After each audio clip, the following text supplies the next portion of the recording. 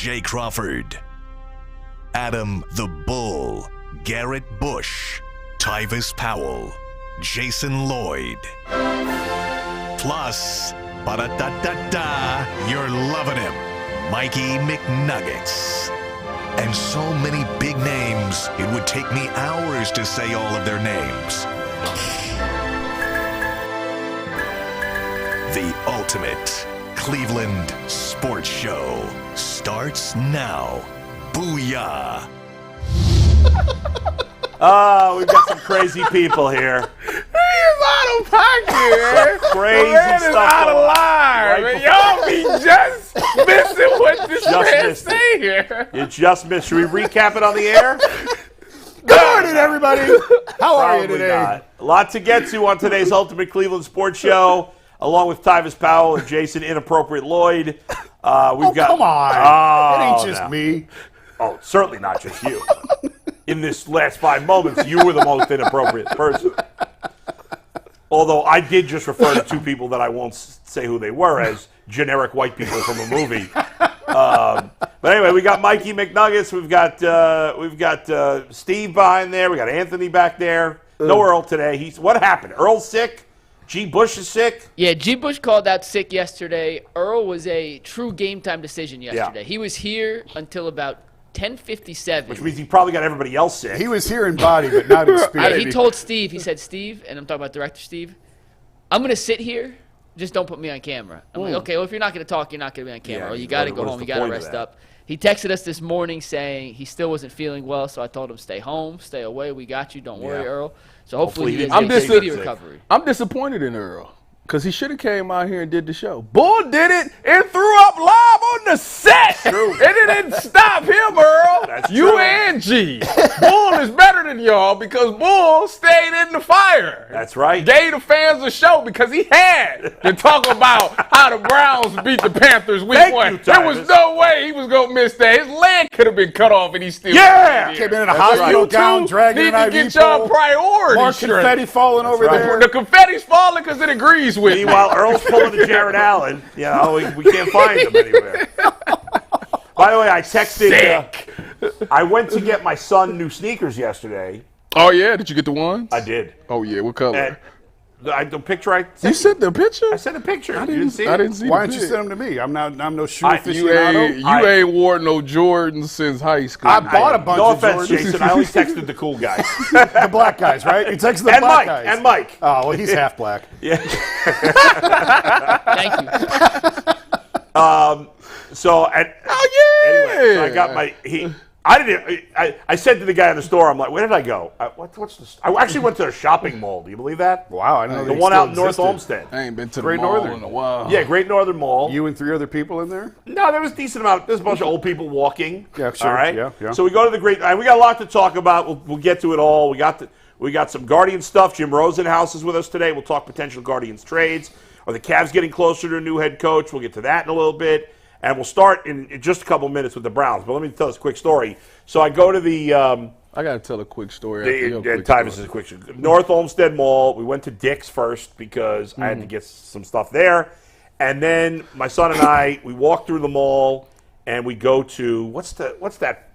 Is it Foot Locker maybe? I can't remember. Finish Line, Foot Locker. What's the other one Champs. JD Sports Now. I think it was Foot Locker. I can't remember. How do I not remember? Finish But anyway, Line, Foot Locker. JD they got a great Sports. selection of Nike shoes and Jordans. I can't wear them because of my fat feet, but my son got normal size feet. And we get in there, and the guy's like, and we told him what size my son was. He goes, oh, he just moved up to adult sizes. So he's a 8. 8, right, exactly. So we go and we're looking through the Jordans, and I'm like, which one do you like? And he picked one out, and I'm like, so I said to the guy, what are these called? Because I don't know. The low ones. And then he said the low one. So then I texted you guys, and we got although I didn't, not shockingly, G. Bush did not respond to the text. He might get back to you I'm tomorrow. about to say, he might get back to you today. Yeah, well, he's sick. I mean, to be fair, I didn't know he was sick at the time. But anyway. Real quick, the yeah. best place to buy Nike shoes? Yeah. The Nike store in Portland, Oregon. It's the employee store. Oh, I've been there. Have you been to the employee So store? let me tell you, So when I played for Seattle, Yeah. we took a trip during OTAs to go down there, and the guy that's the equipment manager for Seattle was like, "I'll put you guys on the list. Yep. Y'all go down there. Gotta It's be all on the list. It's all discounted and everything." Right. We had a field day. It up is in there. Oh my unbelievable. gosh. Like the LeBrons are like 50% off. Yeah, everything like the top discounted. of the line shoes. Everything is like ridiculously cheap. Yeah. You could just be in there. Now you have to be gotta be on the list. You got to be a player on the list, or you got to have like a Nike rep get you in. Okay. And we had Not regular Joes can get Not it. No, regular you ain't walking up and going in. But there. like the one day we were in there, and Harold Reynolds is in there with like 4 shopping carts. Yeah. God. Just pulling them through. I got everything. And like got just everything. shoes, Yeah. like 25 pairs of shoes. So every year on the West Coast trip, the Cavs were on Yeah. the West Coast.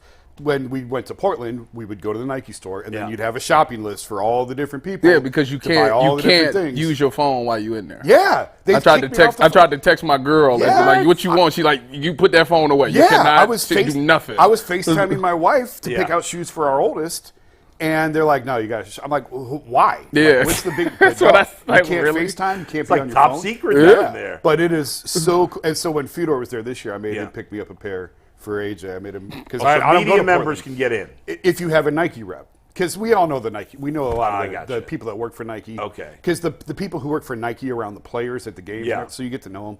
So you just text your Nike guy and say, "Hey, we're coming to town. Can you get me on the list?" And they Okay. always do. That's it. Look at that. But it is an experience to go in the Nike store. There's no the limit employee store. to how many No. shoes No, you can buy buy, whatever you and want. it's huge discounts. Yes. I mean, you could spend thousands. Well, on that. because think about it. I mean, how much those shoes really cost to make? Nothing. 28 cents. Yeah, right. Yeah, in Exactly. Indonesia. Yeah. So. Exactly.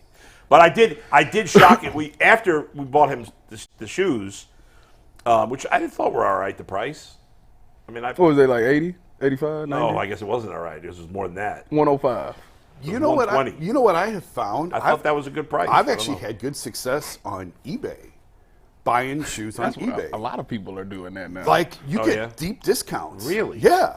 I bought Is it AJ. secondhand sellers or I don't know. I don't know if they steal them off the back. I don't care. Yeah, that's it's like true. 60% off or 40% off. Like AJ's baseball cleats I bought this year. I got them like $50 cheaper than Yeah. same exact shoe, perfect condition, brand new. Didn't come in a box. It came in a bag. Nothing ever comes a little used. weird. that's No. probably why they gave came you in the a discount bag? Yeah, they don't come it in fell the off a box. truck, no doubt. Hey, You don't care. I don't care.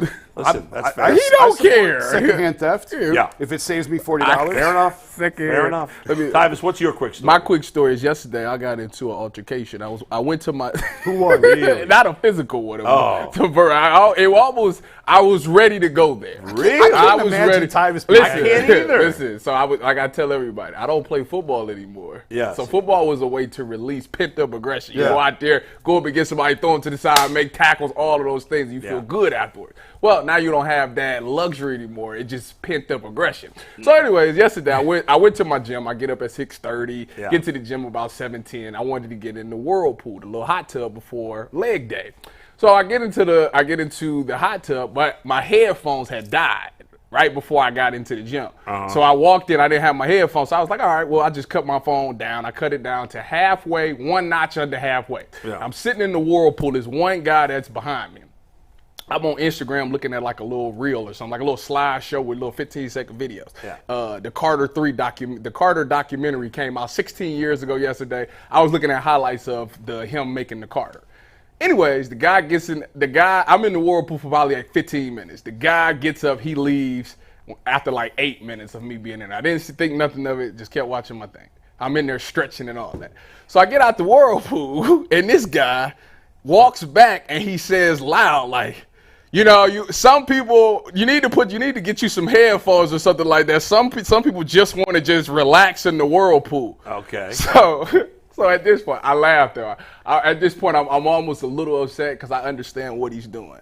So I say to him very calmly, I walk down on him, first of all, because I get up out the whirlpool and I walk up to him right to his face. And Was it just you and him there? It was like a couple of other people straggling in the background and stuff. Yeah. That's why he did this. Yeah, right. I said, first of all, you was literally, I know what you're doing right now. Yeah. You was literally just 2 steps away from me. If you would have just said to me, hey, Yeah. won't do you mind cutting your phone down? It's a little loud. I would have done it easily because I'm a Sure. respectful guy. Yeah. I didn't think it was loud, but if you thought it was loud, I would turn it down. Yeah. But the fact that you sit here making a scene, like we not about to do that today. Like that's not, I know what you're trying to do. and it tells me a lot about you. You're going to sit there and wait till you get all these people around. Right. That's not going to stop me from doing what I really want to do to you. you. Felt protected by the other. So what you need to do is you need to go ahead and next time just ask me politely to turn my phone down. I would do it.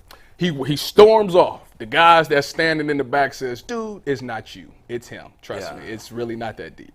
I'm walking. I get dressed, go do my workout. I walk past the guy again. He stops me and he says, I just want to let you know that I've had a really bad day, really bad morning, and I took it out on you, and I apologize. All right. I said, fair enough. I said, you good, and I kept it moving. There you go. But listen, in that moment. But what you need to realize is this is a learning lesson. Yeah. You never know what somebody's going through during their day.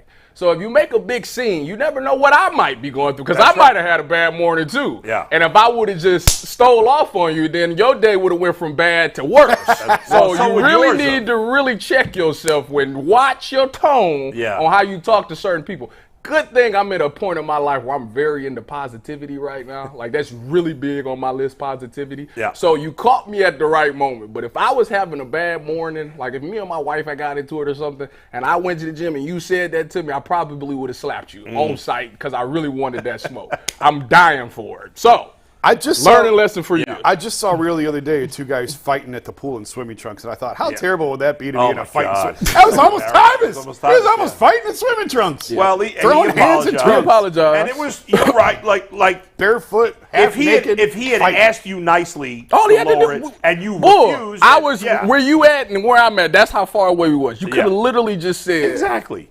excuse me, sir, do you mind turning your phone down a little bit? I would have been like, yeah, my fault. And it happens that when I go to the gym, every once in a while, I usually have my headphones. I do too. There's been one or two times where I've forgotten them, and I'm like, all right, let's do it low. Mine's literally died right there. I'm conscious of the people around me. I don't want to annoy anybody Exactly. else, That's why I cut it down. And if somebody would have said politely to me, would you mind turning it down? I would have been like, no problem. But if somebody's like, hey, jerk, like, what's wrong with you?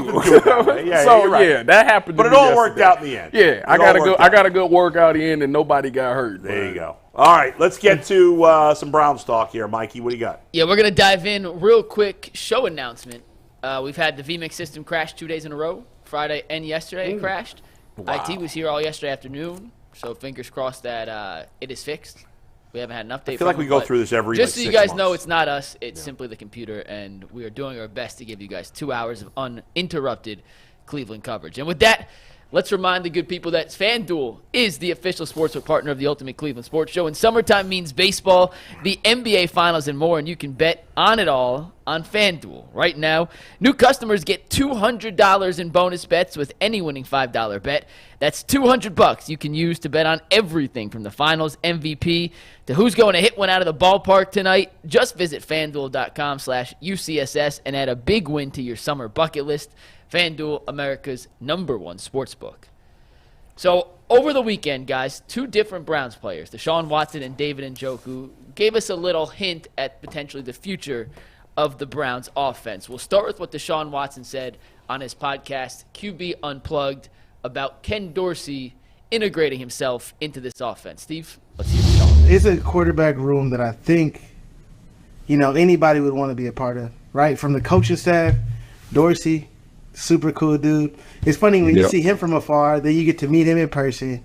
It's just different, right? Like, he seems like super quirky, but when you meet him and really get to talk to him, like, oh, okay, good people. You know what I'm saying? Like, very good dude, man. Very good dude. Very just relaxed, chill, and just want to just compete. You feel me? And just like compete. Let's go work. Let's put the time in, but at the same time, let's enjoy ourselves. Let's be you, be free. And I think that's another beautiful thing about Dorsey. And it's just beautiful about Kevin, man, allowing that, because Kevin be in those rooms and he's allowing that to happen and let Dorsey, hey, this is you. You take over the offense, you take over the QB room, and, we work together to be able to try to build something very, very special.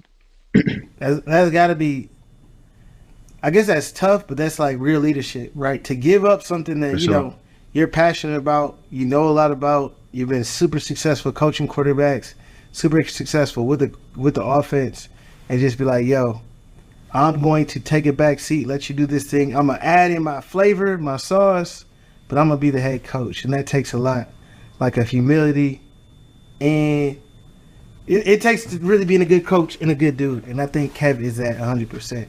So that was Deshaun and Quincy Avery on the QB Unplugged podcast. On Saturday, David Njoku held his charity softball event, and he was asked about that quote and Ken Dorsey's influence on the offense, and he had a bit of a flavorful answer. Steve, take tag, we're full. Njoku said, and I quote, "It is juicy. I'm not going to say anything else. I'll leave it at that. It's juicy." So, Tyvis, we'll get into the whole play caller Dorsey Stefanski in a sec, but what does a juicy offense or playbook look like? Do you understand that terminology? Educate me, because I'm not quite sure what that means. When I think of juicy, I think that it has a lot of components to it. It's a lot of explosiveness in there. It's a lot of things that's going to get everybody excited. That's from a fan's perspective. It's a lot of things that maybe you haven't seen in the past before. There's going to be a new wrinkle in there that they're excited about. So when I hear juicy, those is what I think. I think that it's so stacked where they can do pretty much anything that they want to do and be explosive with it. That's what I think of when I hear the term juicy playbook. We did hear it was going to be very different last year in the offense. I agree. Same old thing. So we'll see it. But the difference this year is it's actually a different voice. Yeah, I mean, I think that the Deshaun Watson clip is the final end of the conversation. Is it not? Yeah. I mean, there's zero. I don't know why the Browns are still being cagey about it. And they won't answer the question. I mean, they don't have to. They don't have to come out and just openly say, "Yeah, Dorsey's calling the plays." But why not? I mean, Deshaun Watson just didn't. I mean, what difference does it make? If it doesn't make a difference, then why not just say it? I think that they like to be discreet, because if it's one of those things that, first of all, what I learned about the NFL is that 98% of the time your opposing team knows already who's doing what. Right, okay. So if it don't need to be something, even if they never announce it, other teams is going to. If I looked at the Browns, if I knew I was playing the Browns, I would study what Ken Dorsey has done with Buffalo and what he's done with the Panthers, because that fits kind of what Cleveland wants to do. Now, don't get me wrong, there's still going to be some Kevin Stefanski sprinkled in there. But for the most part, if I'm going against the Browns, who the first game of the season? Dallas. If I'm Dallas, I'm looking at Buffalo Bills 2 years ago. And guess what? That's the offense I'm going to look at, because that's probably what you're going to see. There wasn't nothing juicy in that. Well, you had a juicy quarterback that forced the line. Kevin Dorsey's offense is very vanilla. Everyone in Buffalo has told me that. When they first hired Dorsey, I went back and talked to people in Buffalo, and they're like, it's not a lot of wrinkles. Running backs run the ball, receivers catch the ball. Like, there's not a lot of razzle-dazzle. Well, in that case, the quarterback ran the ball quite a bit. Mm-hmm. Yes, but my point is, like, you know how Kevin likes to get creative sometimes. Some of the razzle-dazzle, that didn't exist in the Ken Dorsey offense. I'm just telling you, people. Well, that's what I'm saying. It was an effective offense because they had talent. Excellent quarterback. Yeah. They had talent. They had a phenomenal Stephon quarterback. Yeah. You're right. There was nothing particularly juicy or special about the Bills' offense. Well, they had the special thing about their offense was not Ken Dorsey. the players. It was Josh Allen taking chances and going deep and stuff like that, and Stephon Diggs maybe breaking somebody off on the route or stuff like that. I do think that it has to. If this offense is going to be really successful, it has to have a little bit of Kevin in it, because I do think absolutely. I think of what Kevin does do a great job is he schemes things up perfectly, and I think that he changes his tendencies as the season goes on. You know, for example, certain formations come out. All year they've been running 7 cuts out of this formation. Well, maybe he turns it into a post. Maybe he turns it into a dig on when they play you. 10 times, if you watch this play 10 times, during the middle of the season, he's ran dig routes. Now when we get up against us, boom, he turns into a 7 cut. Like, that's stuff that you have to do. And I think Kevin does a great job of doing that. The why guys sometimes you be like, how did this dude just get that wide open? It's because Kevin is. I'll give you an example. Last year, for everybody that wants an example of what I'm talking about, last year, Amari Cooper ran that bang 8 literally 98% of the times.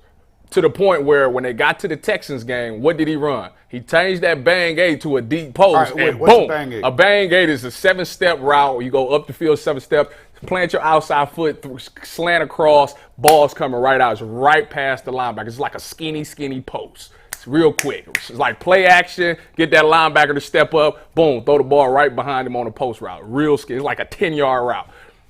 Texans knew that. So what did they do? They had somebody play on the outside of Amari Cooper, and they had that top safety come down and try to rob that bang eight. Amari Cooper kept going, boom, ran the post. Nobody was there. He ended up getting a deep pass caught. Like that's knowing, studying what you do, and changing the tendencies as the season goes on, which Kevin does a great job of doing. Another example of that, Tyvis, was on 4th and 1 or 3rd and 1 when they bring in Harrison Bryant for the QB sneak, right? And they did it 13, 14, 15 times. And then out of nowhere, Harrison Bryant pitches it to Kareem Hunt on 4th and 1. He takes it to the outside, got a great block from Joe Bitonio for the touchdown. Remember that play? Mm-hmm. And how we ended up, hey, the tendency said, Bryant's in. We haven't seen anything else out of this package but the QB sneak, or the tight end sneak, I guess. Yeah. Next thing you know, toss for a touchdown. So to Tyvis's point, he definitely did change up a few of those tendencies into game-breaking plays throughout the season. One of my big concerns for this year, especially with what Ken Dorsey did both in Carolina and Buffalo, although I do think this past season, I don't know if the numbers back this up, Mike, maybe you could check. I feel like Josh Allen, they were purposely trying to cut down his cold running plays early in the season with Dorsey. Yes, they were. And then when he left, they got back because Josh Allen's very comfortable doing that. He likes that. But I'll get your numbers in 1 sec. Deshaun Watson is not built like Cam Newton and Josh Allen. Those guys are much bigger, thicker than he is. And I don't want to see a lot of cold runs for Watson. Now, if a play breaks down and he uses his legs, that's great. He's a good athlete. You want him to take advantage of that. But I don't want to see him running anywhere close to as much as Josh Allen did with his recent injury history. I don't think that's a good plan for the Browns. I have those numbers real quick, Tyus, before you go. You want the numbers on that bowl? Yeah. And you are right. Here's 1 through, he played all 17 games. Here's his rushing attempts per game. First 10 were with Dorsey, last 10 Joe Brady, keep in mind. 6, 3, 3, 4, 4, 2, 7, 7, 8, and 4. That's Dorsey. Joe Brady, 5, 9, 10, 8, 5, 11, 15. Yeah. Right. And I wonder, and that doesn't even tell us the cold runs versus the play breakdown, but the numbers are obviously higher. Go ahead, Tyler. When you talk about cold runs with Deshaun, I'm not a fan of those either. Right. However, he has to be smart because of the recent history. We don't know how he's going to react when he takes that first hit to the shoulder. Right. You know? So he got to be real smart. He's got to learn how to slide. Like,